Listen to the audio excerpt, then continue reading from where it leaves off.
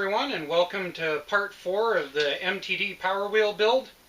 As you saw in the previous episode, we managed to get the frame put down to the right size in order to fit in underneath, lining up the tires with the wheel wells, and we managed to go and get our steering piece welded up. In this episode, in part 4, we're going to work on getting the drive shaft at least mocked up, along with, I have this plate that the Very drive originally mounted to. We're going to drop the Very drive off, and we should be able to mount the plate right here, and then that'll give us a nice, easy to work with surface in order to bolt the engine onto. And from there, we'll be able to mount our centrifugal clutch.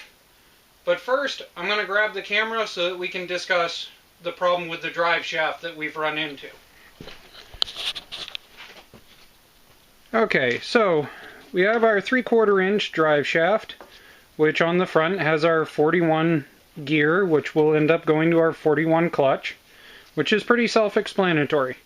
That goes into this pillow block bearing that we can set at whatever height we need to using washers and whatnot. And we've got this other bearing just in case that we can manage to put with a plate piece here and another plate piece over here. But the problem that we're going to run into is actually going into the transmission.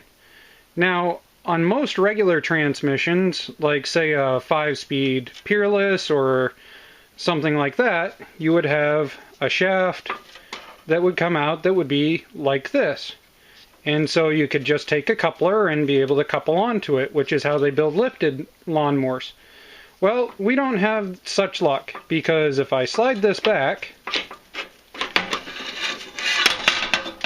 we will find that the shaft actually is splined. So if we zoom out, we'll see that here is the pulley that came off, and if I can catch the angle of the light correctly, that is splined also. So what we're going to have to do is, on the other side, we're going to have to take this and cut this set of welds out, and then we'll take our collar, line it up as perfectly centered as possible by measuring it out, and weld it on. And that way we have our coupler for going to our drive shaft, along with basically an improvised slip yoke in order to go into our transmission. So I'm not going to bother you with the boring part of trying to grind this out. Alright, so I cut the top piece that's out of the pulley, which is splined, and I've taken a clamp and I've set it down in. I've eyeballed it as best I can to see if I can center it. Real reality is this is rather redneck. I should be doing a lot better than this, but you know, I'm Redneckcomputergeek, not technical expert guru. So we're going to clamp it on, fire up the welder, and we're going to make sure to go back and forth tack welding it a couple of times. We're going to do 1, 2, 3, and 4, and then we're going to go around and run our beads. Okay, so at this point we've created our splined adapter, and I'll pull it off here and pull it out through. So as you can see, we've welded the end on, and it seems to work pretty good.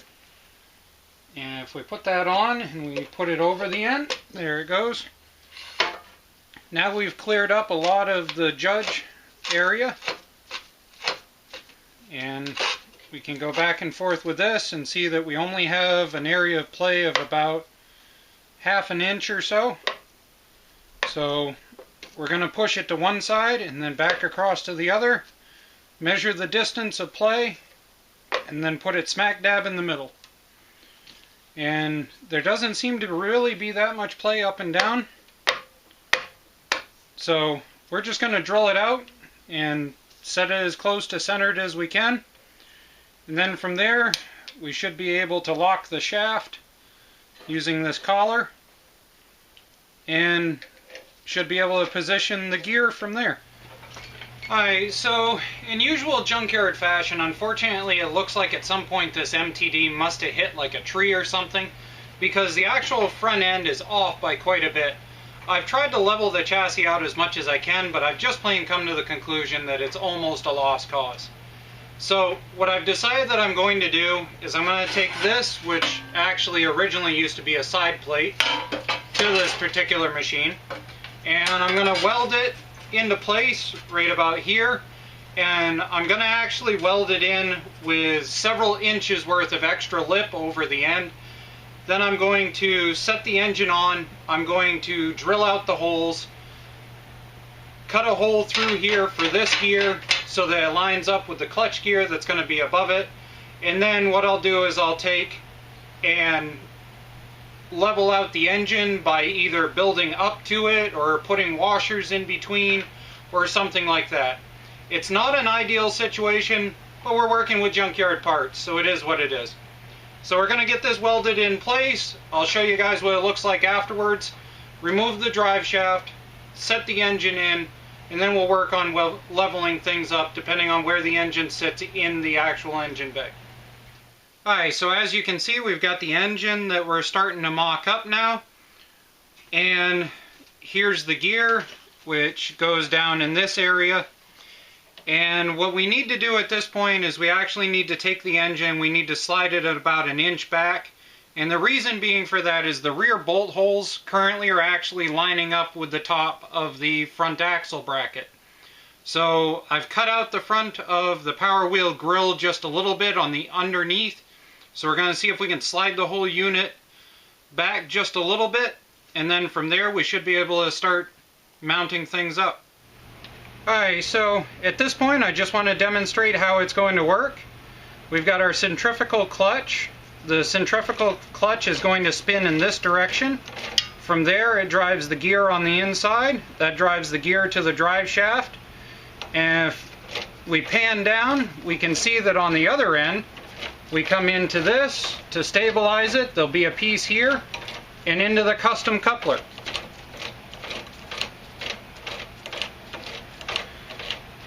So there we go, guys. The drive shaft, drivetrain is all assembled. Hey guys, I'm actually going to admit that this is the second take on doing the ending of this video because I'm going to show you the other one after I explain. What I ended up figuring out after shooting the first take was that the brake caliper on this particular transaxle is actually locked almost entirely solid. So I'll put the first take on the end of this, but as it is right now, we have neutral, forward gear, neutral, and reverse gear.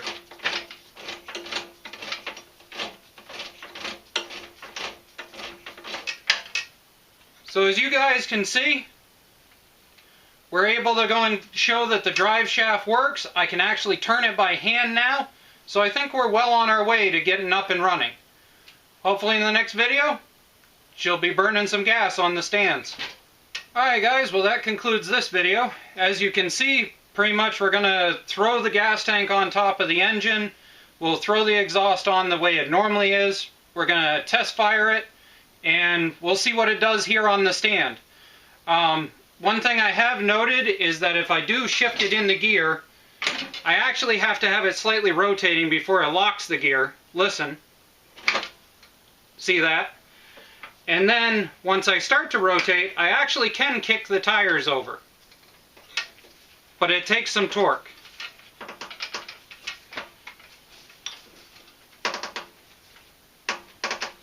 Okay, well maybe next time.